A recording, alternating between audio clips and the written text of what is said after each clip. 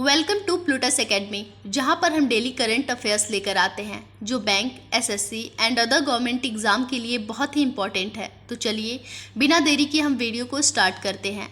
पहला टॉपिक है, उड़ीसा में बनेगा भारत का सबसे बड़ा पेट्रोकेमिकल संयंत्र। इंडियन ऑयल कॉरपोरेशन लिमिटेड ने ओडिशा के पारादीप में एक विश्व स्तरीय पेट्रोकेमिकल कॉम्प्लेक्स की स्थापना के लिए 61,077 करोड़ के निवेश की घोषणा की है। यह आईओसीएल का अब तक का एकल स्थान पर सबसे बड़ा निवेश है, जो भारत के पेट्रोकेमिकल उद्योग और निर्माण क्षमताओं को मजबूती देने की दिशा में एक महत्वपूर्ण कदम है। यह परियोजना न केवल क्षेत्रीय बुनियादी ढांचे को विकसित करेगी, बल्कि फार्मास्यूटिकल्स, एग्रोकेमिकल्स, कोस्टिंग और एक हैसिव जैसी कई उद्योग में उपयोग होने वाले उच्च मांग वाले पेट्रोकेमिकल उत्पादों के निर्माण को भी बढ़ावा देगी। इस समझौते को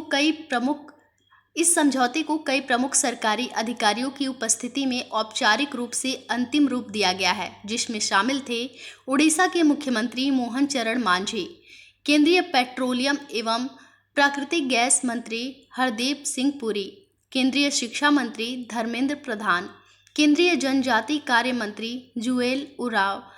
यह निवेश भारत में आत्मनिर्भरता को बढ़ावा देगा, स्थानीय रोजगार सृजन को प्रोत्साहित करेगा और ओडिशा को एक औद्योगिक केंद्र के रूप में स्थापित करने में अहम भूमिका निभाएगा। यह इंडियन ऑयल कॉरपोरेशन लिमिटेड का अब तक का एकल स्थान पर सबसे बड़ा निवेश है। ओडिशा और भारत के औद्योगिक विकास के लिए महत्व।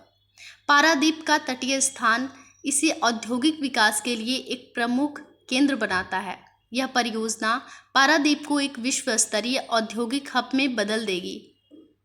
रोजगार सृजन संयंत्र और संबंधित सेवाओं के माध्यम से हजारों नौकरियां पैदा करेगी। यह परियोजना न केवल ओडिशा बल्कि पूरे भारत की औद्योगिक आत्मनिर्भरता और वैश्विक प्रतिस्पर्धा को मजबूत करेगी। आपको बता दें कि बैंकिंग एसएससी के लिए fresh batch Plutus academy Mukherjee Nagar में स्टार्ट हो रहे हैं, जिसकी डिटेल्स आपको प्लूटस एकेडमी की वेबसाइट पर मिल जाएगी। आपको विजिट करना है plutusacademy.com, जिसका लिंक इस वीडियो के डिस्क्रिप्शन बॉक्स में दिया हुआ है। अगर आप ऑनलाइन क्लासेस करना चाहते हैं तो प्लूटस एकेडमी ऑनलाइन क्लासेस भी प्रोवाइड कराता है। अधिक जानकारी के लिए आप 8123002808 पर कांटेक्ट कर सकते हैं। अब टॉपिक पर आते हैं। दूसरा टॉपिक है, 10 अप्रैल को विश्व होम्योपैथी दिवस मनाया गया।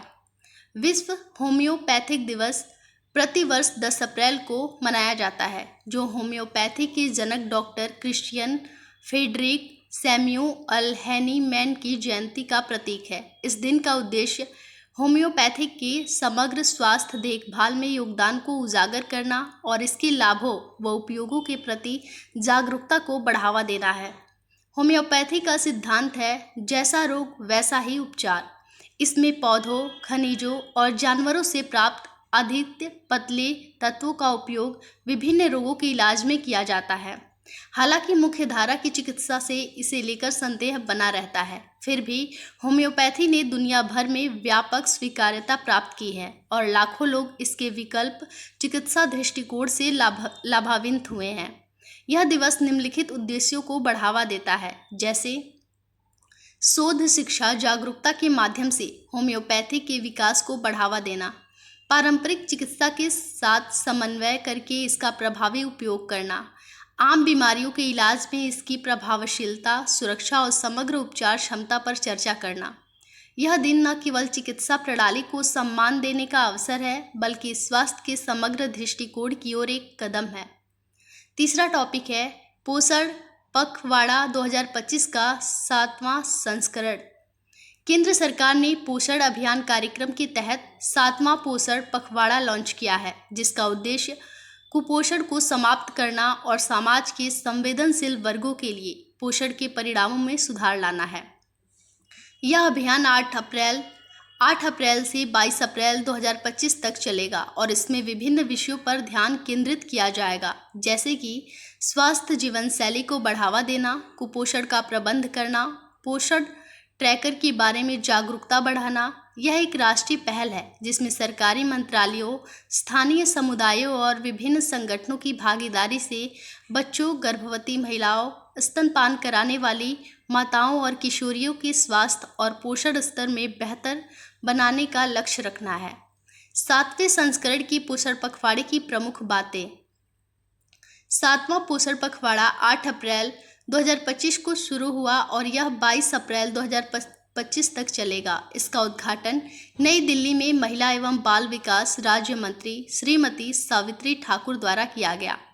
पोषण पखवाड़ा 2025 के उद्देश्य: स्थानीय स्तर पर पोषण सुधार, ग्राम, ब्लॉक और जिला स्तर पर केंद्रीय प्रयास, समुदाय भागीदारी और पोषण शिक्षा, घर घर जाकर जागरूकता कार्यक्रम और संपर्क अभियान, पोषण ट्रैकर के माध्यम से सशक्तिकरण, नागरिकों को पोषण स्तर पर निगरानी के लिए प्रोत्साहित करना। 4th टॉपिक है भारत का पहला एजेंटिक एआई हैकाथॉन।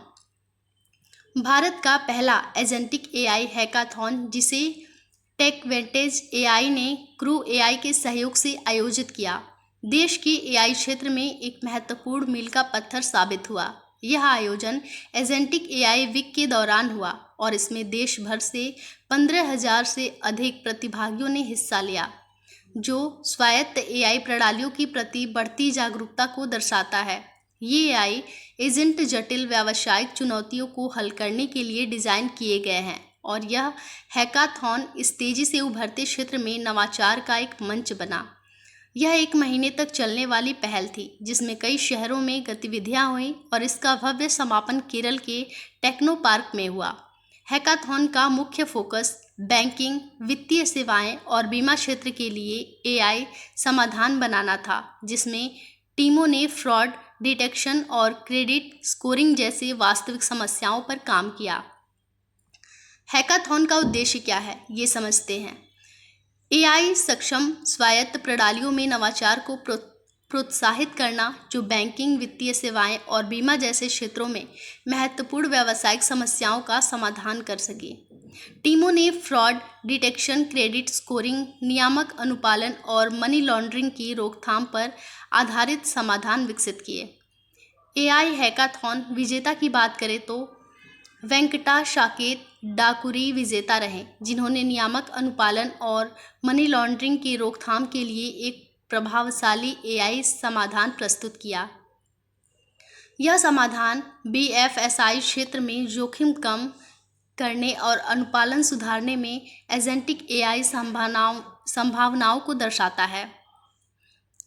हैकाथॉन ने दिखाया कि एजेंट एआई कैसे बैंकिंग और वित्तीय सेवाओं में ऑटोमेशन को बढ़ावा देकर मानवीय हस्तक्षेप कम कर सकता है और दक्षता बढ़ा सकता है। यह पहल आने वाले समय में और नवाचारों को प्रेरित करेगा और देश में एआई के विस्तार को प्रगति देगा। ये थे आज की करंट अफेयर्स के कुछ इंपॉर्टेंट टॉपिक। बाकी आप डेली के करंट अफेयर्स से अपडेट रहने के लिए प्लूटस एकेडमी को लाइक करें, शेयर करें और सब्सक्राइब करें।